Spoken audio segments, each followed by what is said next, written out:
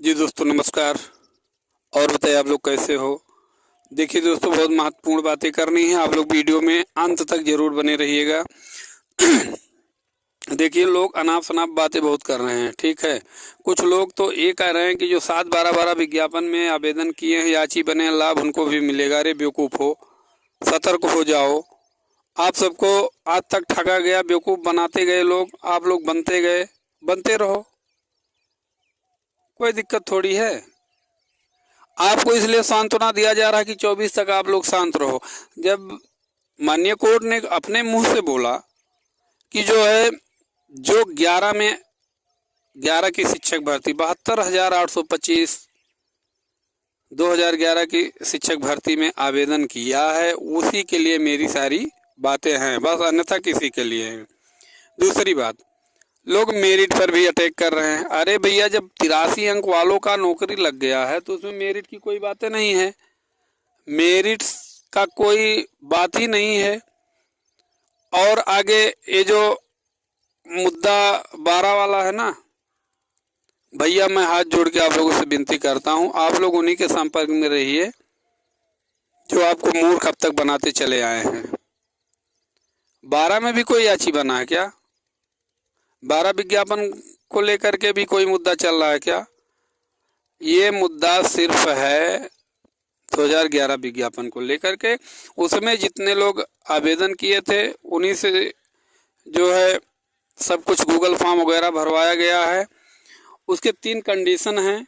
Condition number 1 ये है कि जो लोग 25 जुलाई 2017 के पूर्व में कहीं ना कहीं याची थे गूगल फॉर्म को, वो भर सकते थे।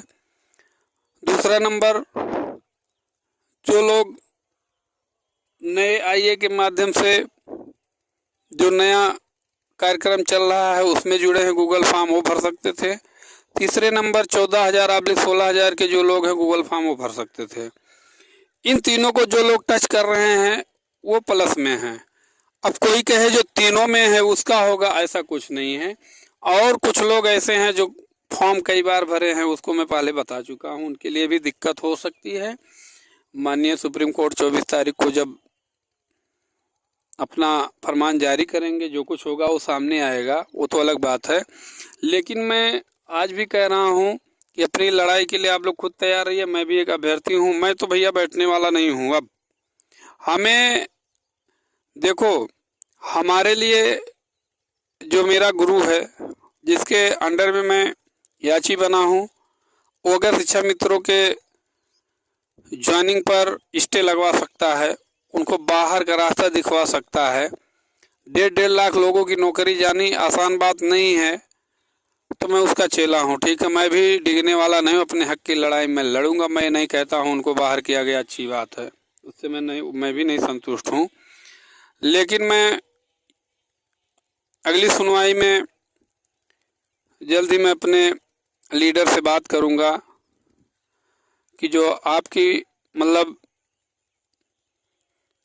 एडवोकेट हैं उनसे ये कहलवाया जाए कि ये सरकार बार बार कह रही हमारे पास जगह नहीं है। लगभग 61-62 जगह पुरानी भर्ती का है ही, और इधर 5-6 साल में पर ईयर कम से कम 12 से 15 हजार लोग रिटायर हो रहे हैं।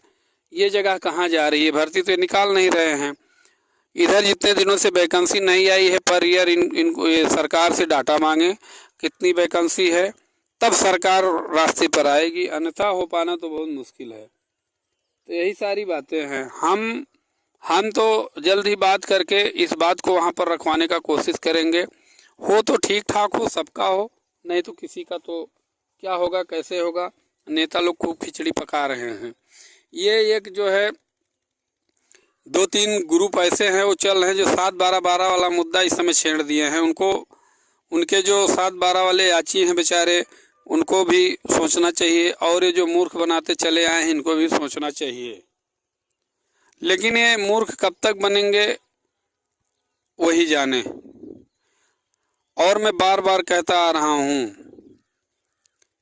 कि इस भर्ती का मेन मकसद सिर्फ BEd TET 2011 72,825 शिक्षक भर्ती से है, जो TET की मेरिट पर हुआ था।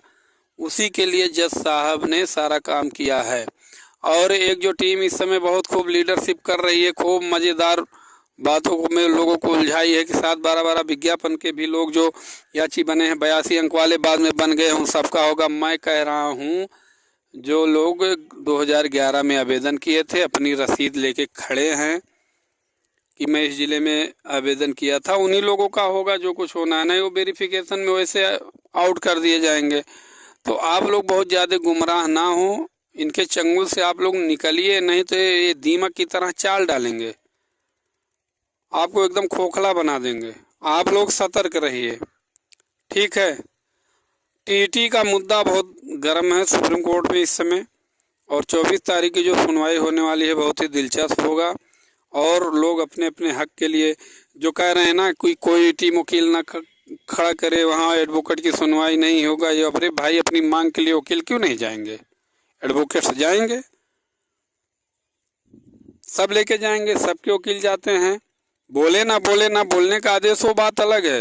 हो सकता हो किसी टीम के लिए कुछ वहाँ पर पुकार किया जाए कि ये टीम जो है ये याची संख्या वाले सब कौन से हैं, कोई ले जा कर के फाइल सामने कुछ करे तो उसमें कोई क्वेश्चन पूछा जाए जज महोदय के द्वारा, कौन जवाब देगा? किसी के रोके कोई नहीं रुकेगा। हर लोग अपनी हक की लड़ाई के लिए वहाँ पर जाएंगे, और जो ये दादागिरी कर रहे हैं बैठ के वहाँ, उनका चलने वाला नहीं है, ठीक है।